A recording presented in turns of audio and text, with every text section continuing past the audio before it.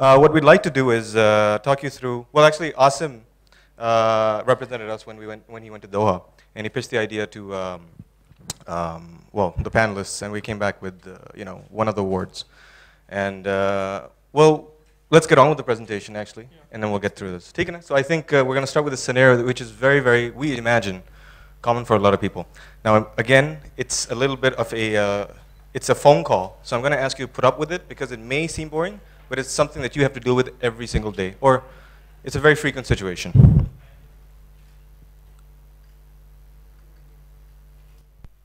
Hello? Anji. So I'm coming from Fast. So give me directions to your place. Okay. So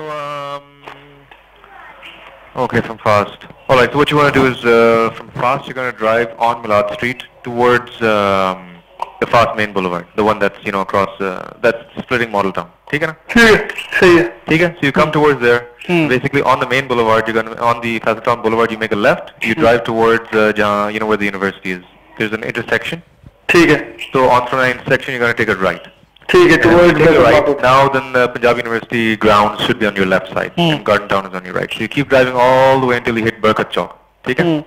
So Barkat Chowk से you're going to make a left, and when you make that left, then you're going to drive towards the canal. Okay? So when you're driving towards the canal, again, university is on your left side. Keep driving all the way.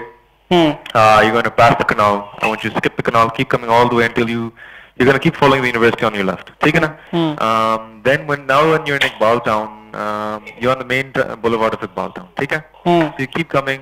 You're going to drive by a lot of banks. There's a lot of like shops, etc. So basically, nishani ये है कि after you see a Warid franchise, you should slow down, and then you should look for you should look for a turn that is going inside. Turn की ये निशानी है. So उसके across जो है ना एक Askari bank है on the other side. ठीक है ना? And where you take the turn, right after the turn should be an Emirates Bank. Yeah, there's an Emirates so Bank. So this is the first turning after I got Warid. So that was me calling Khurram for directions to BrainNet's office in Iqbal Town. And I'm sure this is something that we've all experienced. We call our friends, family, people we want to go and meet. कि भाई रास्ता बताएं, where do you live, where do you work, where are you at right now? And we get this mumbo jumbo of information, and we try to jot it down, and then we tell them कि आज जब पहुंचेंगे ना, when once we're near, we'll call you again. Once we're closer, we'll call you again. So this is something, this is just setting the context of what we're working on. In order to basically let's say install street signs in those places, we have to first answer a number of questions. The first thing is so we turn into this street next to Emirates Bank, or let's say Al Baraka Bank now, and what is the street called? Does anybody know? Most people don't know. Why? Because there is no street sign for them to know what the street is called. Secondly, what houses are located on those streets. One way would have been to just go to those houses right now and start counting house numbers and start plotting, creating a new map. Instead, what we decided to do was to marry two information sources and then see if we can get anywhere. The first source that we wanted to use was government data, because at the end of the day, this is a government planned society. Maybe like Islamabad was planned and executed in a proper fashion. LDA also, the Lahore Development Authority, also planned Iqbal Town once upon a time, many years, decades ago. But at some point किसी बाबा जी ने बैठ के बनाया होगा एक नक्शा कि यार मेरे ख्याल में इस तरह होना चाहिए नक्शा, street इस तरह होंगी. Maybe people later on decided to throw that away, but we dug our government sources and found out the first so this is the first Iqbal Town hand-drawn map that was used to plan Iqbal Town. So people who've been to Lahore would probably have heard of Multan Road, and this is, I think, Wadat Road. Yes, this is Wadat Road. So this is what divides Iqbal Town. This is hand-drawn. This is a 25 MB file, very detailed scan. And what's important to see here is that this is actually torn. So this part is gone. This this map is so old, basically. So we zoom into Raza Block. We just decided to pick Raza Block because one, it's sort of is big enough for a pilot, and secondly it connects to a main road, so we can show a road which divides two blocks, and we can show main road, and has enough houses, and it's well known enough for us to pick it. The second source that we wanted to use was, as I mentioned, Google Maps. So we wanted street numbers. Google Maps already has street numbers. Now, this is Google Map Maker data. How many of you have heard of Google Map Maker? Map Maker. Google Map Maker. I mean, Yeah. if you use Google Maps in Pakistan, then you should have heard of Google Maps Map Maker.